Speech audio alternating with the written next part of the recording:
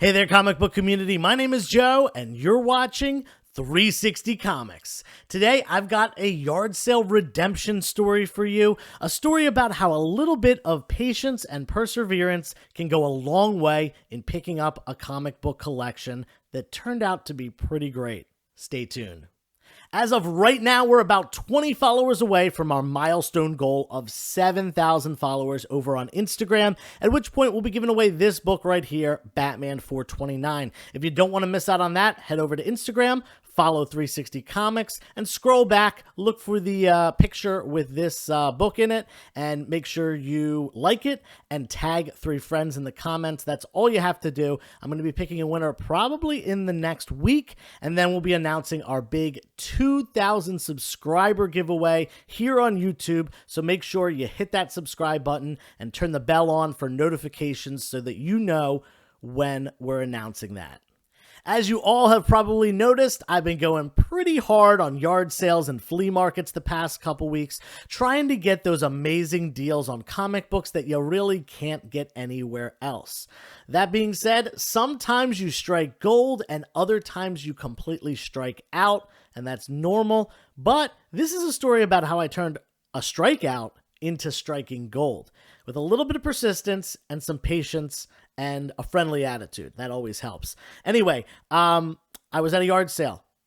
Saw a couple comic books, but it was tattered up 90s stuff. These books in near mint would have been in a dollar bin anyway. Nothing to write home about whatsoever. But because I saw comic books, I asked, are there more? And this is something that I do very often. Even if I don't see anything comic book related, I will ask, do you have comic books? And certainly if I see comic books or, maybe action figures or other collectibles, because a lot of collectors collect multiple different things, I always make sure to ask, hey, do you have any comic books, anything like that?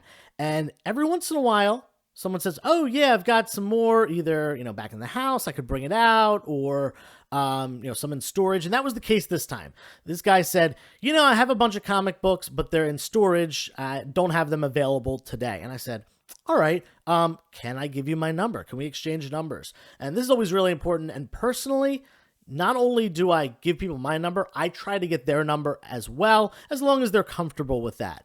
Because people will often forget, but comics are on the forefront of my mind. I will not forget about a collection that is possibly available. Anyway, got this guy's number. A couple days went by, didn't hear from him, but decided, might as well reach out at this point.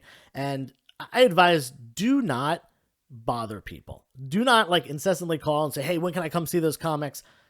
Give them a call once and, remind them. If you don't hear from them for a month, give them another call. But don't be calling every few days. That's annoying.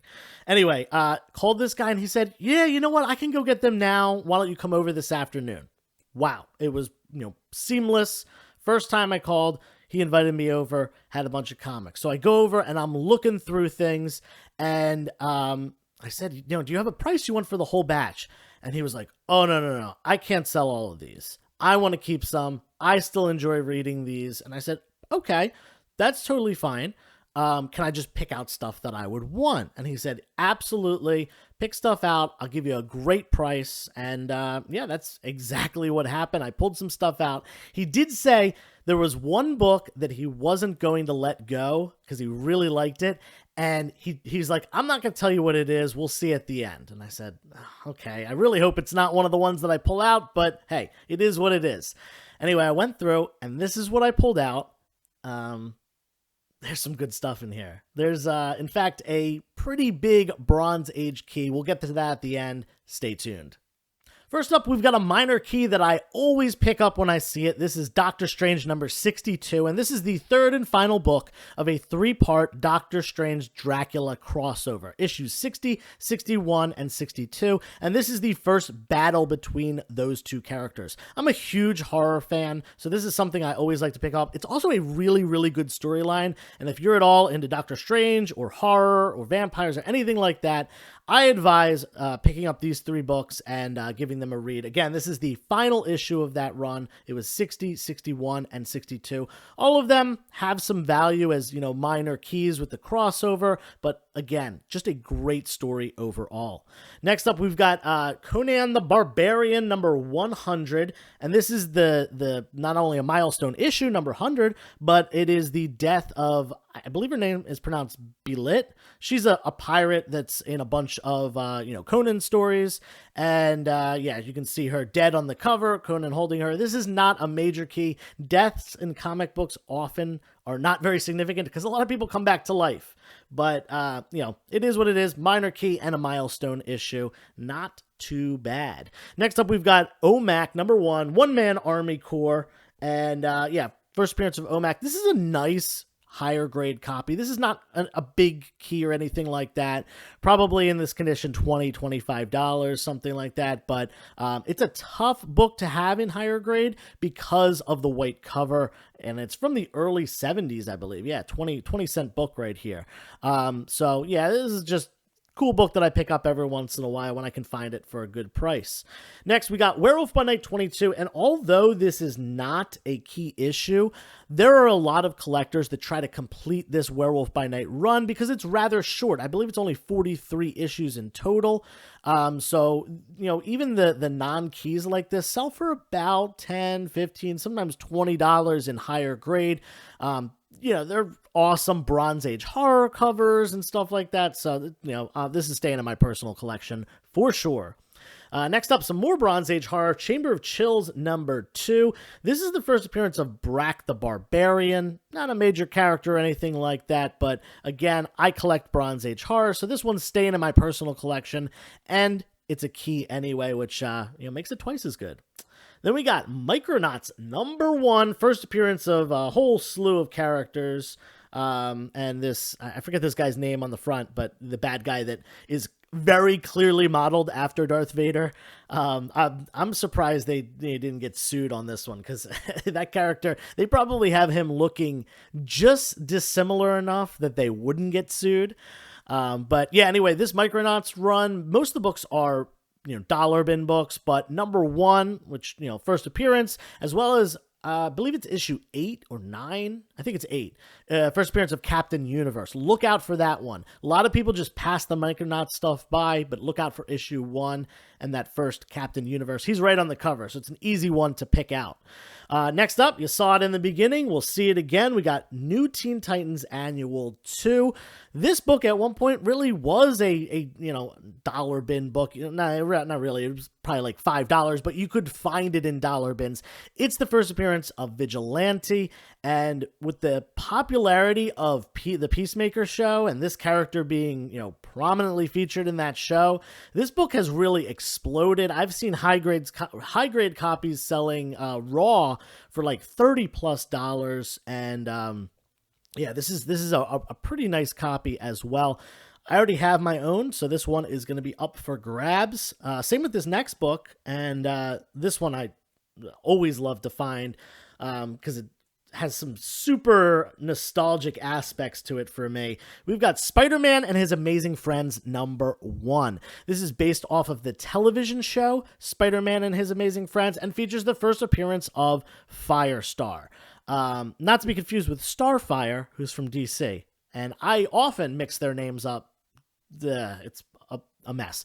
Anyway, this is Firestar's first appearance. She did first appear in the television show, so this is her first comic book appearance. I always refer to that as Harley Quinn syndrome because Harley Quinn is kind of like the big character that we think of that first was on a television show and then made it to the comic books. That being said, I grew up watching the crap out of this television show. Despite it being the 1990s when I was growing up, I was watching reruns from the 1970s. I think I had some VHS tapes of this show, and great stuff. It's really campy, but it's so fun. Definitely recommend checking it out. I believe it is on Disney Plus. I remember watching it there recently. All right, last but certainly not least, we've got a major Bronze Age key here, a book that I've been looking for a while, but I haven't been able to pick up because prices just keep going up. and every time I think that I'm going to get it, it bumps up a little bit more out of my range, but now I found it for an affordable, amazing price. We've got Strange Tales number 169, the first appearance of Brother Voodoo. This is a huge key, and this is right when Strange Tales and Doctor Strange separated into two books. The issue before this is Strange Tales featuring Doctor Strange number 168. Well, it diverged into two paths. It diverged into a continuation of Strange Tales, this time featuring Brother Voodoo, and Doctor Strange, just the solo run, but they both are numbered 168, interestingly enough. They kept that numbering for Doctor Strange's books. I thought that was kind of weird that they did that, especially considering he wasn't in Strange Tales 1 or anywhere for the first 100 issues. But nonetheless, that's what they decided to do, so don't get confused about those. Anyway, back to this book. Brother Voodoo, a character I think is almost certainly at some point coming to the MCU. We've already seen his brother, Daniel Drum, who was in the first Doctor Strange movie and dies. Well, the character Jericho Drum, Brother Voodoo, he possesses the spirit of his dead brother, who amplifies his power. That would be a perfect segue into introducing this character, possibly as soon as next week when we see Multiverse of Madness on the big screen. I'm very excited about that movie, and I think there's a lot of potential to introduce tons of characters, this one hopefully being one of them. Even if he doesn't show up then, I think he eventually will, and one of the cool things about this character is he eventually takes over as Sorcerer Supreme when, Stephen Strange leaves the position. And that being said, that's something they could utilize in order to keep the Sorcerer Supreme going in the MCU without keeping Stephen Strange, Benedict Cumberbatch around, because he's been in the MCU for the better part of 10 years now, and they're going to start retiring off some of these characters, as we've seen with Tony Stark and Natasha Romanoff and characters that don't seem to really be coming back. So yeah, I think there's a lot of potential here. This one, I have to think that this book is staying in my personal collection, at least for now. If there's a big spike on the book, it could be something that I let go of and wait till it calms down a little bit to, repurchase a copy. But man, it's a nice copy too. I think I will probably get this one graded if I am going to keep it around, but I'm not going to send it in now because I want to wait and see if he's in Multiverse of Madness. It's going to be something that I'll send in, maybe a month from now if he doesn't show up. I'm not really sure. I'm going to play this one by ear. We'll say that. But yeah, I could not believe it. This book is, obviously significantly more expensive than all the rest of the books combined. This was just a major find in this guy's collection. And fortunately, he was okay with getting rid of not just this book, but all of these books. None of them were the one book that he said he didn't want to get rid of. And when I asked, it was a random Cloak and Dagger miniseries that he was really into, and he I guess he just really liked the characters. But yeah, a book that you would find in a dollar bin and it wouldn't be unusual. So I was really happy about that. We chatted for a while, talked about comics and characters that he had grown up with, and we had a good connection there. And he said if he ever comes across any more comic books, whether he's yard sailing or at a flea market or just find stuff in his attic that he didn't know he had, he would let me know and give me a call. So hey, great connection to have.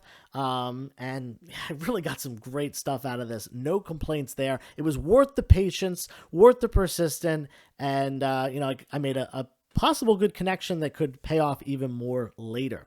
That being said, I hope you enjoyed this video. Give it a thumbs up for a like. Leave a comment down below. Let me know what you think of this book right here or the rest of these. Maybe talk about the potential of Brother Voodoo in the greater MCU. And until next time, turn the page, wash your hands.